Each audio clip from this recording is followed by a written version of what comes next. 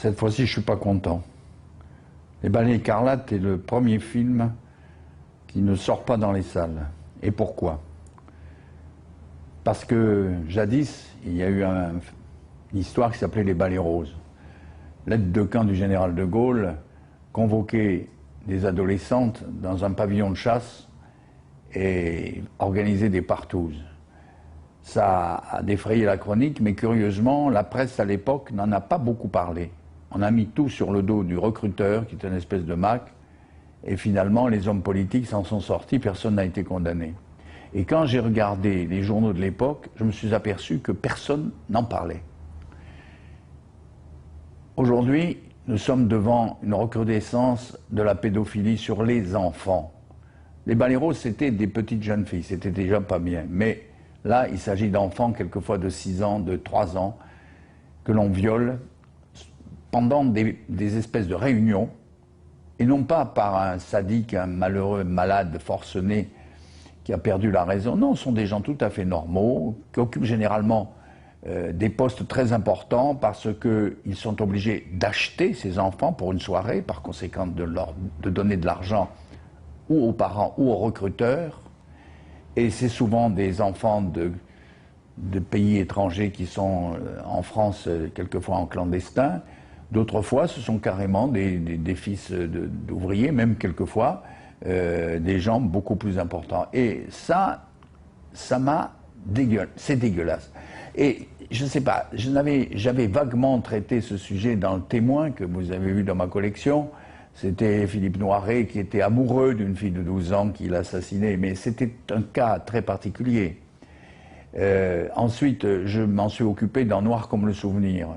Une petite fille qui avait été enlevée, comme celle qui vient d'être libérée, qui s'est évadée après 8 ans, où elle était séquestrée par un type qui s'est suicidé. Ça s'est passé en Autriche, elle est à la une des journaux aujourd'hui.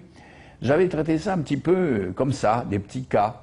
Mais là, devant ces réseaux qui comprennent des notables, des gens que nous côtoyons tous les jours, des gens qui logiquement ne sont pas fous.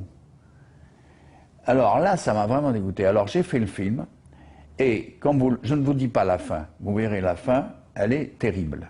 La fin est terrible, je crois que c'est une des fins les plus dramatiques que j'ai pu faire dans ma vie. Et j'ai voulu stigmatiser ces réseaux pour les faire disparaître. Et alors évidemment, quand le film a été fini, je me suis dit, je vais le montrer aux associations caritatives. Il y en a plusieurs qui s'occupent justement de récupérer ces enfants. Car si on découvre 2 ou 3 enfants assassinés par an ou disparus, on ne parle pas des 100 000 enfants qui sont enlevés et 3 jours après, on les retrouve soit dans un parc, soit devant leur porte, soit dans un bois. Et à ce moment-là, ceux-là sont traumatisés, mais retrouvés. Alors ça, on n'en parle pas de ces gens-là. Alors, c'est pour ces enfants-là que j'ai fait le film, pour que ces réseaux soient détruits. Car c'est comme des nids de vipères, des nids de scorpions, il faut détruire ça. Alors, je fais le film, je le montre à des associations caritatives qui me disent « Mais monsieur Mocky, nous on lutte depuis des années pour ça, pour ce que vous venez de montrer. Les photos dans les fermes où on met des enfants nus et on leur fait faire l'amour dans des fermes, on fait des photos qu'on vend dans le monde entier. » Alors je révèle tout ça, et quand le film est fini, je le montre dans une salle. Alors les mères pleurent. C'est un mélo, c'est un grand mélo flamboyant, comme on en faisait. On ne peut pas ne pas faire un mélo avec une mère qui cherche son enfant, car le film, c'est une mère dont l'enfant a disparu et qui le cherche. Hein, il n'y a pas plus mélo que ça. Mais c'est un mélo avec un fond social et un fond.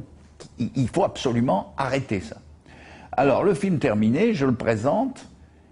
Bon, ces associations trouvent ça très bien, mais par contre, je commence à voir que des gens se détournent du film.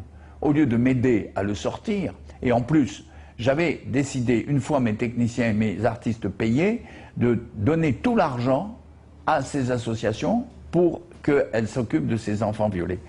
Car il y a maintenant des maisons avec des psychologues qui s'en occupent après, parce qu'il faut s'en occuper. Une fois qu'ils ont été violés à cet âge-là, évidemment, ils ne sont pas bien. Hein. Et voilà que depuis, le film est terminé depuis 2004, on est en 2006, et voilà que je n'arrive pas ni à le sortir dans des salles, à part la mienne, et je n'arrive pas à en faire parler dans la presse, J'ai récemment présenté le film dans une ville de province que je ne citerai pas. Des journalistes étaient présents, il y avait du monde, le film a été applaudi. On m'a dit, mais monsieur Mocky, mais ce film est tout à fait normal, parce que moi j'ai pensé à un moment qu'il était mauvais le film, puisque tout le monde le refusait. J'ai dit, tiens, peut-être que j'ai fait une connerie, que le film n'est pas bon. Or, je l'ai présenté à un public qui, lui, a considéré ce film comme un film normal, comme un autre film qu'il voit tous les jours, etc.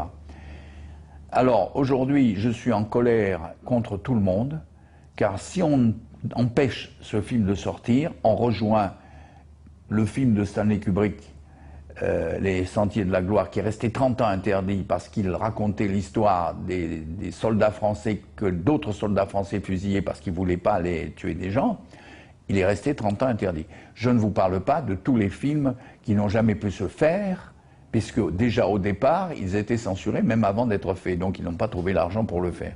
Alors mon film est un exemple, et ici, aujourd'hui, grâce, il faut le dire, à Jérôme Sédou, qui dirige cette collection qui m'est consacrée, il a eu le courage de sortir le film que vous allez voir là.